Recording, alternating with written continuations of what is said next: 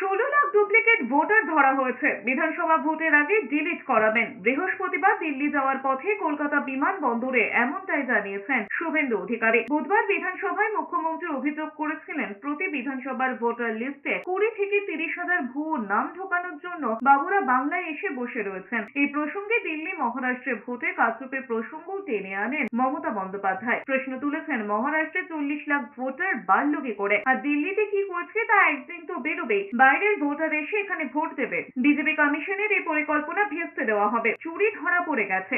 ভুতুরে রাজনৈতিক দল যারা এদের পাঠিয়ে বিহারের লোকেদের নাম তুলছে অনলাইন। কেন অনলাইনে হবে?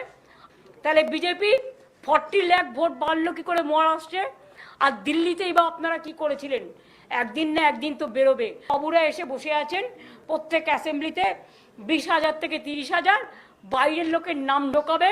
মুখ্যমন্ত্রীর এই বক্তব্যের প্রসঙ্গ টেনে শুভেন্দু অধিকারী বলেছেন, দায়িত্বজ্ঞানহীনভাবে কথা বলছেন। মমতা বন্দ্যোপাধ্যায়কে আক্রমণ করে শুভেন্দু অধিকারী বলেছেন, 14 বছর মুখ্যমন্ত্রী থাকার পর এসব বলেন কি করে? ইলেকটোরাল রোলের রেজিস্ট্রেশন অফিসার তো জেলা শাসক। কাণ্ডজ্ঞান আছে। 14 বছর ধরে মুখ্যমন্ত্রী আছেন, ইলেকটোরাল রোলের রেজিস্ট্রেশন অফিসার কে? District magistrate. ওরা কোনো কাণ্ডজ্ঞান আছে? 16 লক্ষ ডুপ্লিকেট ভোট আমরা বের করে দিয়েছি, ডিলিট করাবো বিধানসভা ভোটের আগে।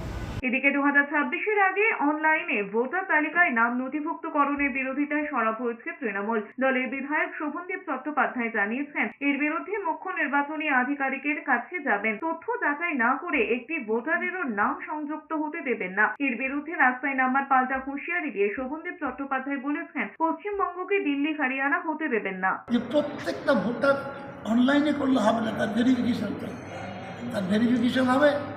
আগে হিয়ারিং করতে হিয়ারিং হবে, তারপরে তার ভোটার লিস্টের নাম উঠবে। এক জায়গা থেকে হয়ে গেল ইশারা, আর তার নামগুলো ভোটার লিস্টে উঠে গেল, সেটা চলবে না।